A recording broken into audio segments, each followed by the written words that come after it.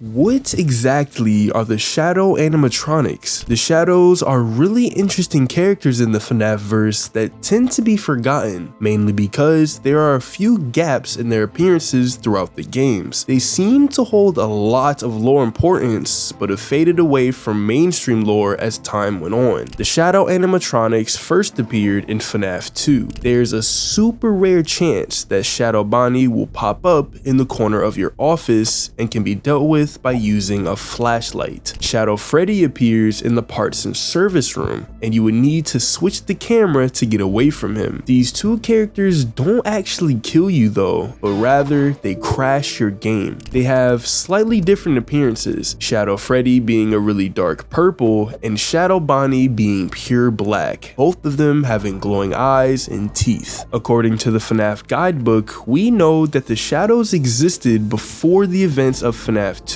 based on the Shadows' original animatronic appearances. We also know that they don't have a solid form and are known to phase in and out of matter. Shadow Freddy's ghostly nature can be seen in FNAF 3 as he can enter the safe room without Afton even noticing. And during in-game playthroughs like Ultimate Custom Night, they have non-conventional game mechanics. For example, Shadow Bonnie cannot be put in the level manually, but rather brought in by DD or XOR, a dark variation of DD. Shadow Freddy's mechanic is similar to the one he had in FNAF 2, as you have to switch your camera when you see him unless he will force you out of the monitor. Their main appearances, however, are in FNAF 3. Shadow Freddy will sometimes appear on the left side of your screen in the office, but his most important appearance is during the mini games. In 4 of them, Shadow Freddy leads the 4 main animatronics to an isolated room, urging them to follow him. Once they reach the location, they are each dismembered by William Afton. This was his way of maintaining his power over his victims from the missing children's incident. In another minigame, a purple glitchy rabbit can be seen phasing through multiple minigame backgrounds, although it's questioned how canon this minigame actually is, mainly due to the difference in appearance. But despite this sprite's different look from the Shadow Bonnie we've seen in FNAF 2, we can conclude that they are the same, mainly because a figure of Shadow Bonnie must be clicked on in order to access the minigame. The Shadow's next appearance is in FNAF 4, although Shadow Freddy takes on the appearance of a nightmare animatronic. Shadow Bonnie is nowhere to be found, but of course in Ultimate Custom Night and FNAF World, the two appear again. The most recent appearance of a Shadow animatronic was in FNAF AR Special Delivery, and a core game mechanic was dedicated to Shadow Bonnie. This game was released in 2019, although it was somewhat forgotten about and lost within the hype of FNAF VR. This is mainly because it offered little lore value and of course wasn't as high scale as Help wanted. As of March 14th, 2024, the game servers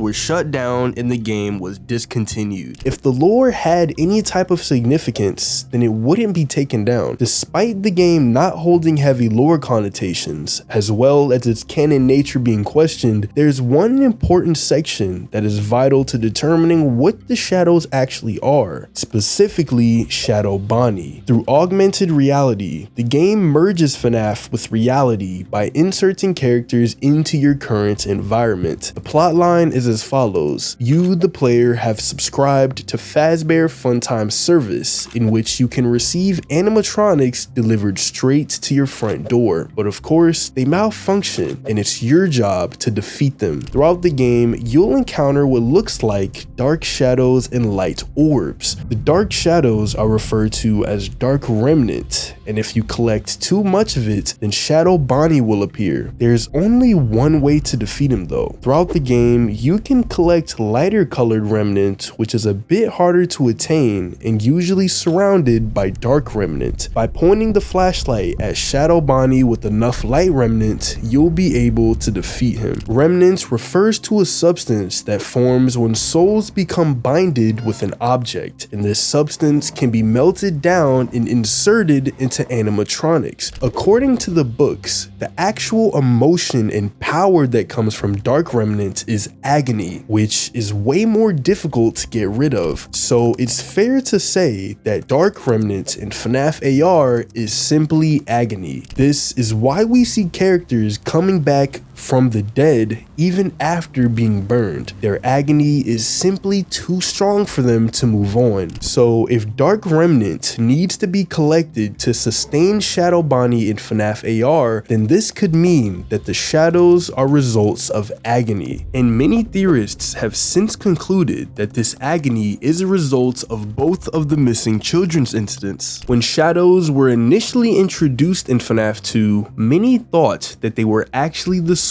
of murdered employees or the bite victims of 1983 and 1987, but this theory has since been debunked. One of the reasons being that random employees simply wouldn't have the same amount of agony and motives that the shadows have. There has been more evidence to conclude that Shadow Freddy came from the first missing children's incident and Shadow Bonnie was made from the dead children's incident, which refers to the second group of children murdered by Afton, and this detail could possibly coincide with his name. Shadow Bonnie infamously goes by RWQFSFASXC, mainly because this was his name in the files of FNAF 2, although it's uncertain if it actually means anything. However, the fact that it's a long string of letters could represent a mix of strong emotions from all of the 5 children murdered. It was agony that couldn't be translated into words, just appearing as a mismatch of letters for a name. To prove the shadows being a result of the murdered children, Shadow Freddy's model follows the same spring-locked sitting position as Golden Freddy, which matches up with the first generation of animatronics. Shadow Bonnie, however, looks more like his toy animatronic version, and while it isn't confirmed that the toy animatronics are possessed, it seems likely that they are, due to the similar behaviors that they exhibit to the withered animatronics. For example, they're violent towards adults, but calm toward children. They also act straight up possessed by climbing through vents and on top of ceilings with the urge to kill you. Even the explanation that Phone Guy gives about the toy animatronics' strange behavior is similar to the explanation he gives about the withered animatronics. Now that being said, no new system is without its kinks. You're only the second guard to work at that location. The first guy finished his week but complained about conditions.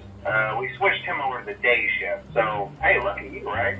Mainly he expressed concern that certain characters seem to move around at night and even attempted to get into his office. Those older ones shouldn't be able to walk around, but if they do, the whole Freddy head trick should work on them too, so whatever. So why exactly does Bonnie disappear after FNAF 4 while Freddy still has an appearance? It all has to do with the specific timeline of the games and the story as a whole. This theory was proposed by Hyperdroid's video, The Unsolved Mystery of Shadow Animatronics. So for a more in-depth explanation, that video is definitely worth checking out. But to summarize, it's explained that after the toy animatronics possessed by the dead children's incident were scrapped and used for spare parts, Shadow Bonnie is not seen again, indicating that the souls of the children were freed. And in the FNAF 3 minigame, when the animatronics are disassembled and the souls of the missing children's incident are free, Shadow Freddy is never brought up again, from a storytelling standpoint at least. When it comes to Shadow Bonnie's appearance in the FNAF 3 minigame, it's also been debated whether or not this is canon, mainly because of how different the sprite looks compared to Shadow Bonnie's actual model. He looks more like an earlier version of Glitchtrap, a character which wouldn't appear until help wanted. However, it has already been confirmed that this character is indeed Shadow Bonnie. So what about Shadow Freddy and his purpose in all of this? In his minigame, why would he be helping Afton by leading the animatronics to him? The truth is that it was done in order to free the souls trapped in the animatronics. The Ultimate Guidebook explicitly states that the Shadow animatronics are trying to help the children. While Freddy is included in Afton's plan, he does so only because he knows that the disassembling of the animatronics will free the souls, potentially leading to the end of Afton's evil journey. In another minigame, he helps a freed soul by leading them to Afton so that they could join with the others and scare Purple Guy into the Springlock suit, ultimately turning him into Springtrap.